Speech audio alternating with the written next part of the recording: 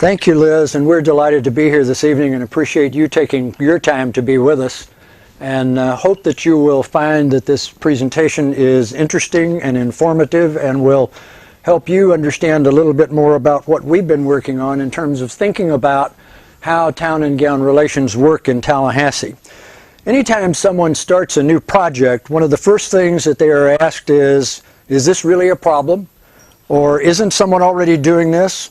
Or do we really need this project? Or how can you expect to make your project successful in this economy? Or even how can you expect to make this project successful in this community? As we examine the opportunities surrounding town and gown relations in Tallahassee, we've tried to keep all of those questions in mind. And we've tried to make sure we have logical and effective answers for all of them. It's important to recognize that there already are some good things going on in our community in town and gown relations. For example, Florida A&M and Florida State are collaborating on the 7 Days of Opening Nights Arts Festival. Just last night, the festival closed with a marvelous performance by renowned tap dancer Savion Glover at FAMU's Lee Hall. The Advanced Manufacturing Training Center at Tallahassee Community College is another example of a great partnership between Tallahassee Community College and the Economic Development Council. Leon County has just completed a partnership with Florida State to create one of the finest cross-country tracks in the United States at the Appalachia Regional Park. And Being Energy announced it is moving its corporate headquarters and production facilities to Tallahassee as a result of a collaboration between Florida State University, the City of Tallahassee, Leon County, the Economic Development Council, and the state of Florida. So we can see that there are some things already happening that give us an excellent opportunity to build on our successes.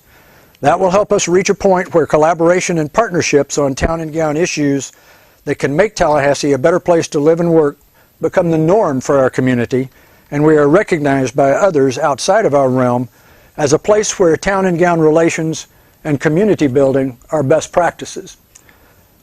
I particularly want to thank thank you.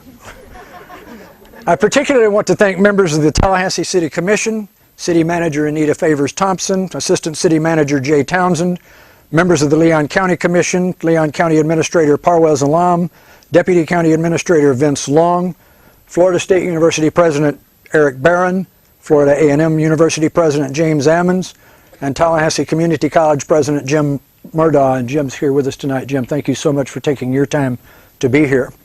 All of them need to be recognized for their early and continuously unwavering support of this project. Without their commitment, we would not have been able to move forward. I also want to thank the representatives of our business community who stepped forward and invested in this project during what have been extremely difficult times for businesses in our community. We continue to work on finalizing the funding for the project and will be adding additional names to this list. All of these folks deserve your appreciation for their efforts to make Tallahassee an even better place to live and work. Now I want you to imagine Florida's capital city without state government and without the Capitol building. It really doesn't register. Tallahassee was carved out of North Florida's woods almost 200 years ago because leaders of the state wanted a convenient capital city.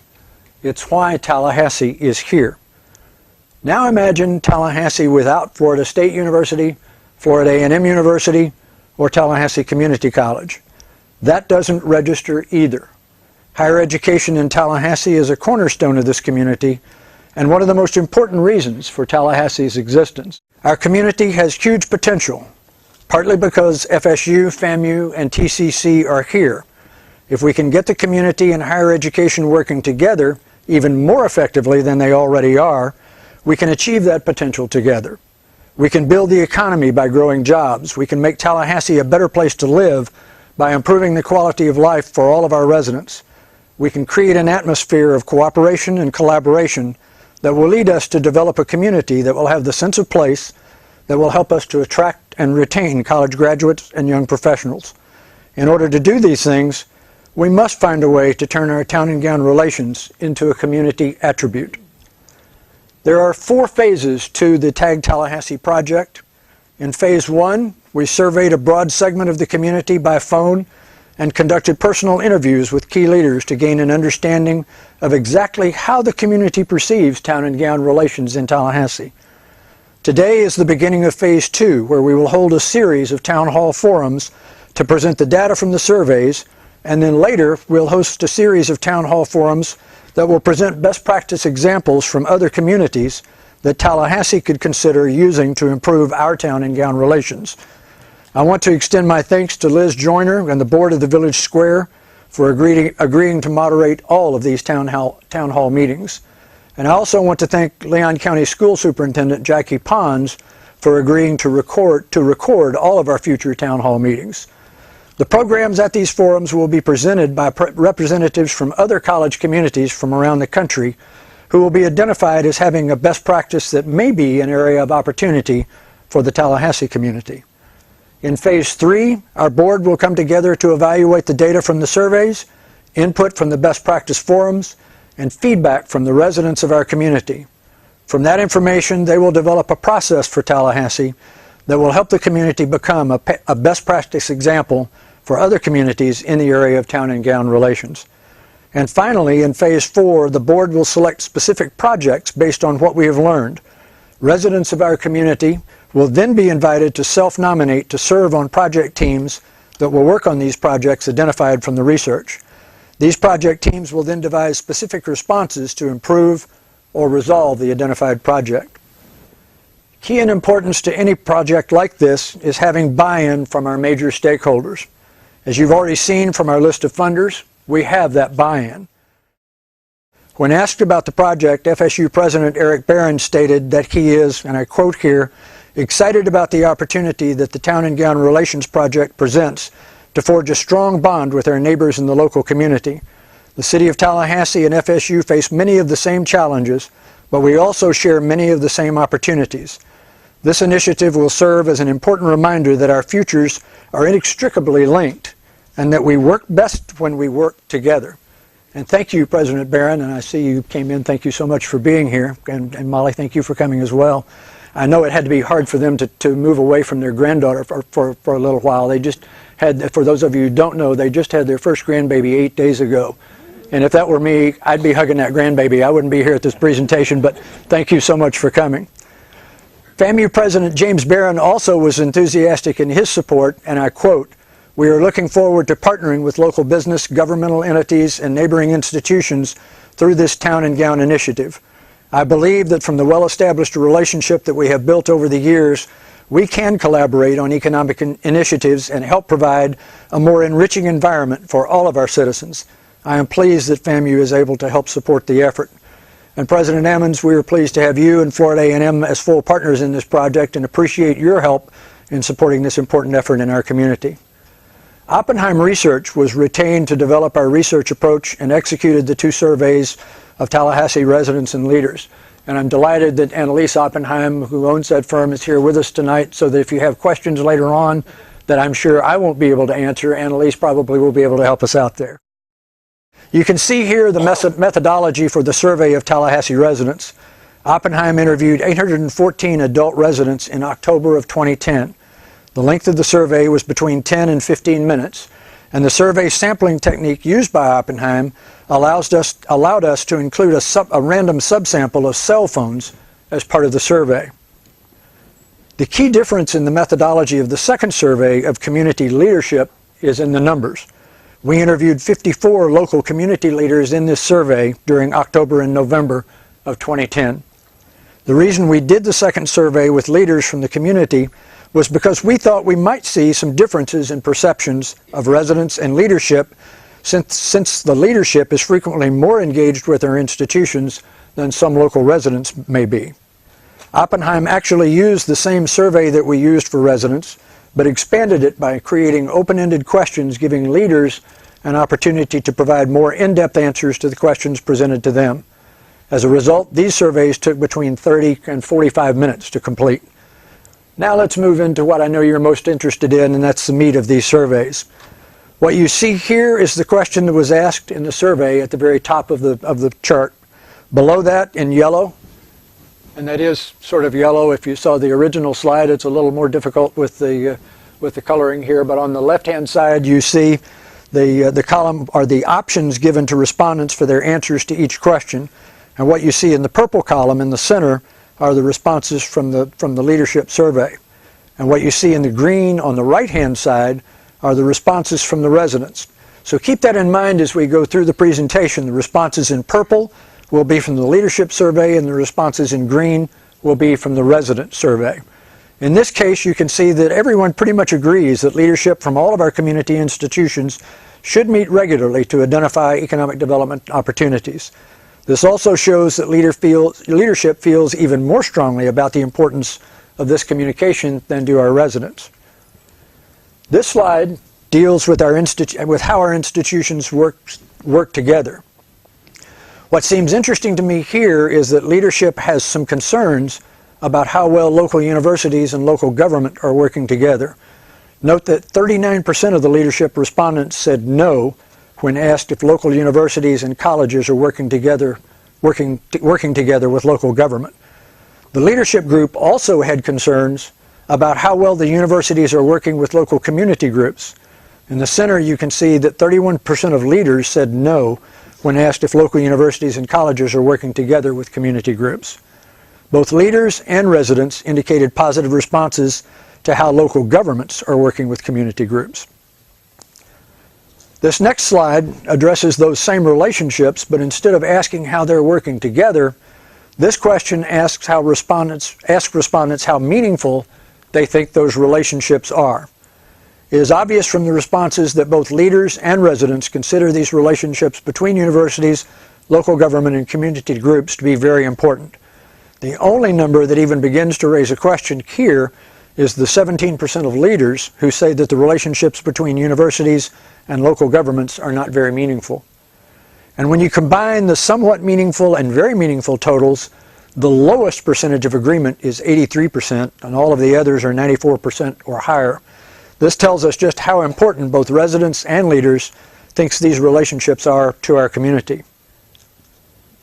In this slide, we address how often our institutions include citizens in the discussion to form community relationships that benefit the whole community.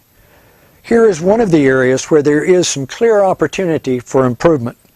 Leaders and residents see opportunities for both universities and government to do more to include citizens in the discussions.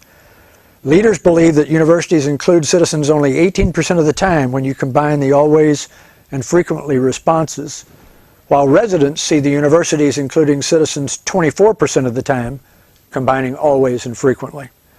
Local government fares slightly better, with 61% inclusion in the always or frequently category for leadership, while residents rank government significantly lower at only 32% combined.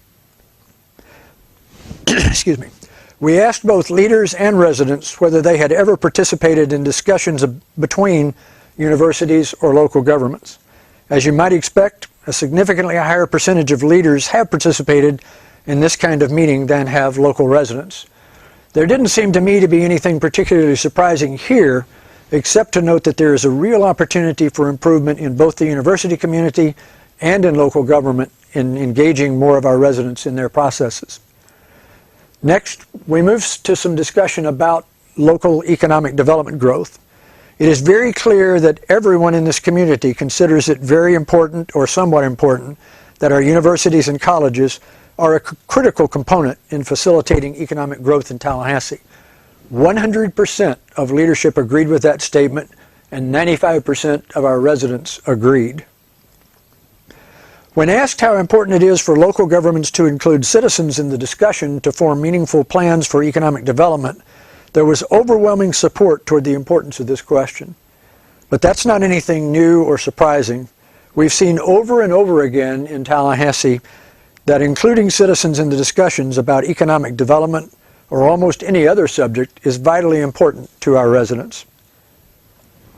Now let's talk a little bit about how the communications efforts of our institutions are perceived by survey respondents. Here is another area where there are some really mixed numbers and some opportunities for improvement. Communications between the universities and local government were rated only fair or poor by 61% of leadership, while 48% of residents said that communications was good or excellent. Communications between the universities and the community showed similar results, with 61% of leaders saying those communications are either fair or poor. And conversely, 49% of residents saw those communications as either excellent or good. Numbers for local governments and the community are flopped from those of the universities.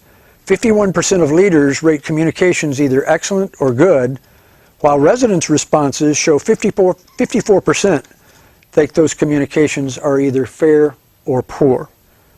Whatever sets of numbers you want to look at on this slide, you can see that there are some very clear areas of improvement to be considered by all of our institutions. Now, one of the things that we talked about earlier was the work that will be done in phase 4 of our project.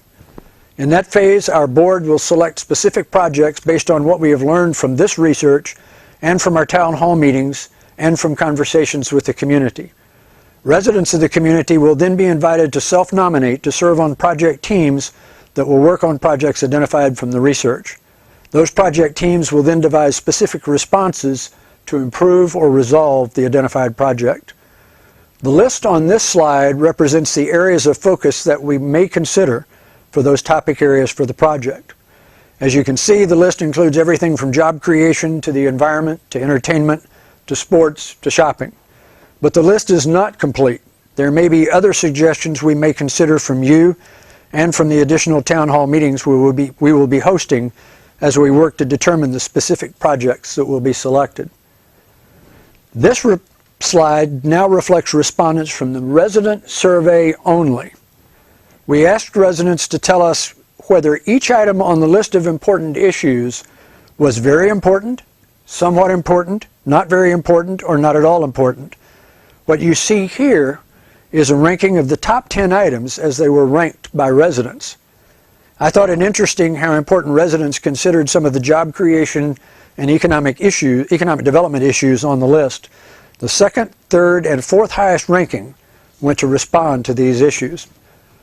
It was also interesting that residents rated getting students engaged in the Tallahassee community number 8 in their top 10 list, but didn't include getting residents engaged in the universities as part of their list.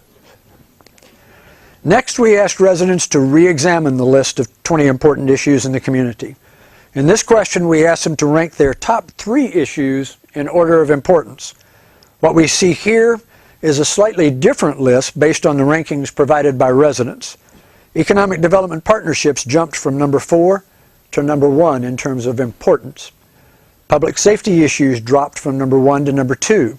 Using university research to create jobs and new business dropped from number 2 to number 3. Traffic issues moved from number 5 to number 4. Public transportation jumped from number 9 to number 5. How local government can encourage starting new businesses dropped from number 3 to number 6. Environmental partnerships between the universities and the community dropped from number 6 to number 7. Retaining students to stay after graduation was not on the first list, but came in at number 8 in the residents' list of most important issues. Sporting events was not on the first list, but came in at number 9. And getting students engaged in the Tallahassee community dropped from number 8 to number 10.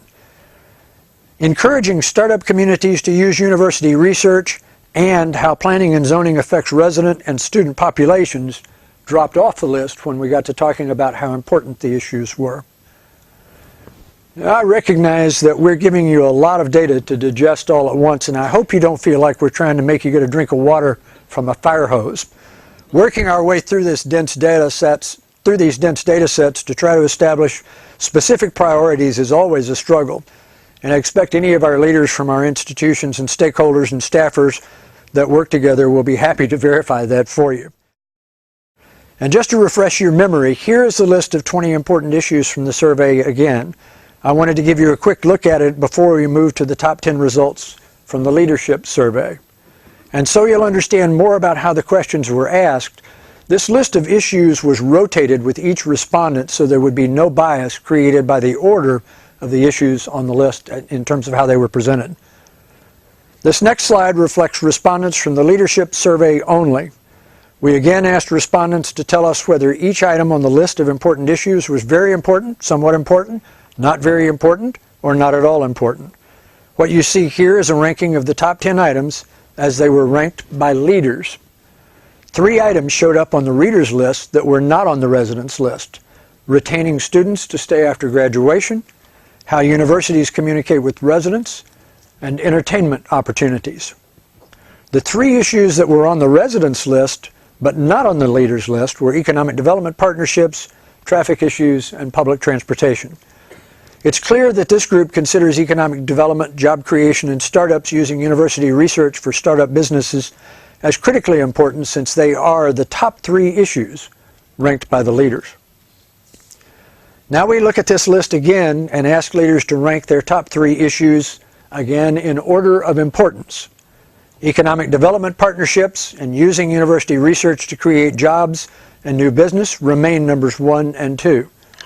Retaining students to stay after graduation moved from number 5 to number 3. Public safety issues remained number 4. How local government can encourage starting new businesses moved from number 6 to number 5. Environmental partnerships between the universities and the community moved from number 10 to number 6. Getting students engaged in the Tallahassee community remained number 7. Encouraging startup companies to use university research dropped from number 3 to number 8. Entertainment opportunities remained number 9. How planning and zoning affects resident and student populations was not on the reader's first list, but came in at number 10 on the list of things that were most important. And the one item that dropped off the first list was how universities communicate with residents. Now, our next step tonight will be a question and answer session, but before we get to that, I want to remind everyone of what our next steps are for the project. Following this meeting, we will select some of the items from the list of most important issues we discussed, or possibly from our discussions. Once those topics have been selected, we will work closely with the International Town and Gown Association to identify communities where best practices exist in those topic areas. We will then contact those communities and ask representatives from their town and gown to come to Tallahassee and present their best practice to us. These town hall forums will be moderated by the Village Square, and the public will be invited. And of course, the public will be invited to all of those town hall forums, and we will record all of them for folks who will not be able to attend the live events. A lot of people have put a lot of time and effort into making this event possible. Please allow me a moment to thank the staff of the Challenger Learning Center, the Village Square, and all of our partners who have stood with us as this project has evolved.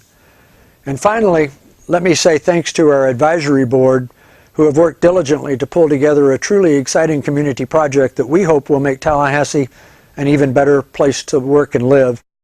And I know several of you here, and if you would stand, even though it's a little dark, I'd like for people to know where you are. Liz Mariansky, from the Vice President for Human Relations at FSU. Sharon Saunders, Chief Communications Officer at FAMU.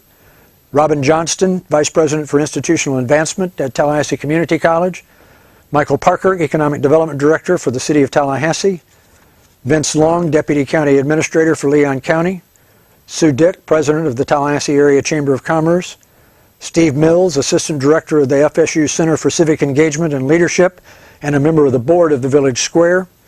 Barbara Wills, Assistant Superintendent for Professional and Community Services for Leon County Schools. Lori Hartsfield, Executive Director for the Ignite Creative Communities Institute. And Bill Burlow, who is Policy Coordinator for Leon County Schools and is the Community Director for the Town and Gown Tallahassee Project, and has been my right-hand person in much of this work. And Bill, thank you so much for your time and effort.